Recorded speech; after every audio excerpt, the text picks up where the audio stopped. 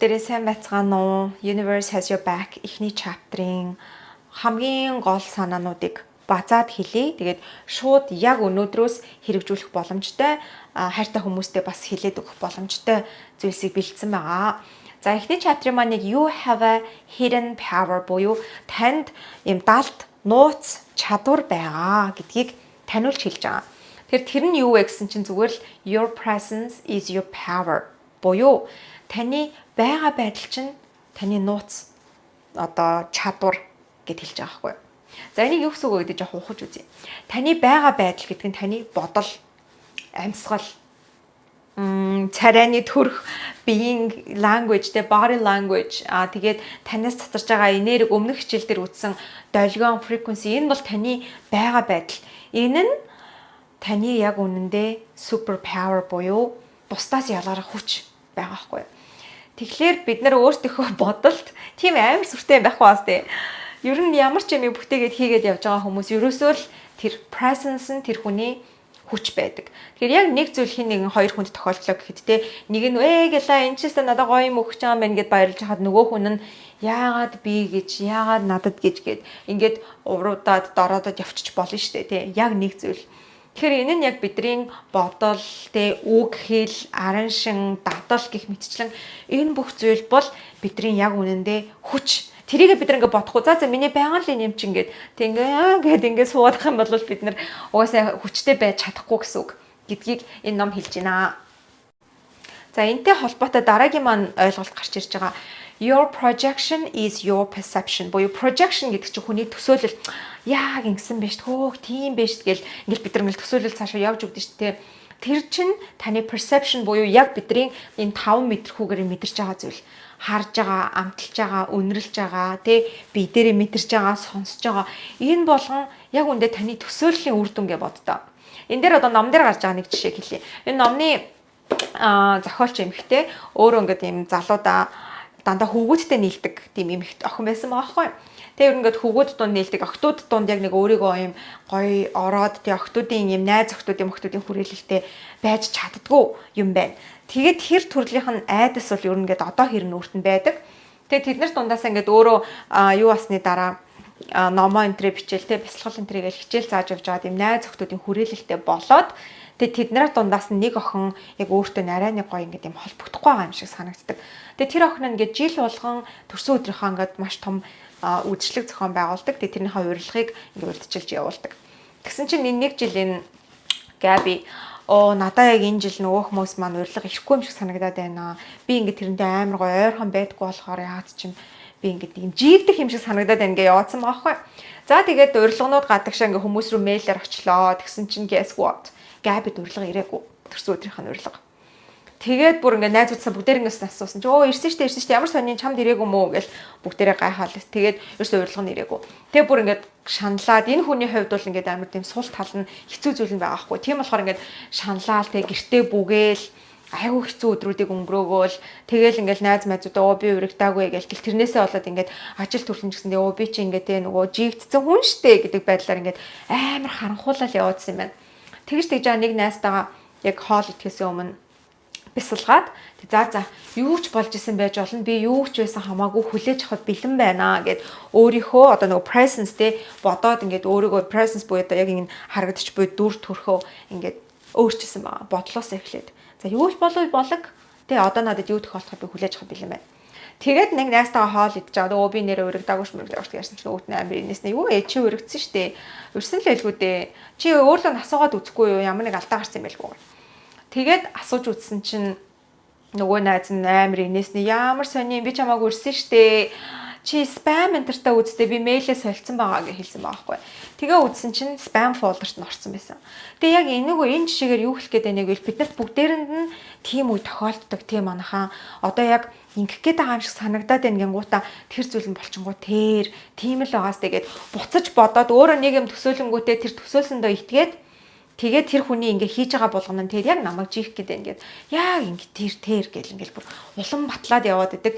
Тэгээд бид нар ингээ төсөөллөөл энэ харж байгаа, сонсож байгаа эдгээр болгон хиймэл байдаг. Үнэхээр хиймэл байдаг. Тэгэхээр таны төсөөлөлтөө ингэж л байгаа биз надад л ийм юм тохиолдож ингээд байгаа болгон чинь та ингээд хараад тэрүүгээрээ батлаад байна гэдэг чинь яг үндэ таны төсөөлөл юм шүү гэдгийг одоо энэ номон дээр хэлж өгч. Энэ ном дээр нэг юм аимшигын киноны жишээ гарч ирж байгаа хгүй. Тэр нэгэ бид нар амар кино ингээ үзчихсэн мэдж байгаа штэ энэ хүн одоо ийш ингээ эргчүүл тэ ингээд энэ одоо амьдралыг нь сүйтгэх хэмжээний үйл явдал болох гээд байна гэл тэ хөө бити гэж очиод ингээд одоо яаж орилсон байсан ч гэсэндээ тэр зүйл дахиад тавтагдана. Дараагийн тэр киног бид нар дахиж үзэхдээ ч гэсэн бити наана очилтоо гэхэд дахиад хийгдчихэд.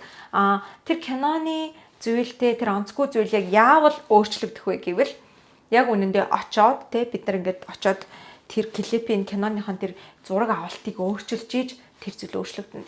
Яг энэнтэй адилхан хүний амьдралд ойлголтол нь нэг зүйл рүү ингээ оруулаа л гэдэг. Тин ч бас ингээ бидний universe-ийн хийж байгаа ажил. Universe гэх үү, өвөг дээдс гэх үү, тэ бурхан гэх үү, та бүхний өөрийн дурын сонголт. Тэгэхээр universe гэдгээр нь яриад явчих номыг ярьж байгаа учраас тэ. Тэгэхээр universe-ийн бол яг биднэрт өгдөг нэг том сорил байгаа. Тэр нь чи яг адилхан зүйл бодсоор байгаа шинэ бодол гаргаж ирч чадахгүй. Чи яг адилхан дадлаараа явж яснаа шинэ өөрийгөө бүтээж чадахгүй. Чи яг адилхан шийдвэрүүд гаргаад авах юм бол шинэ нөхцөл байдлыг бүтээж чадахгүй.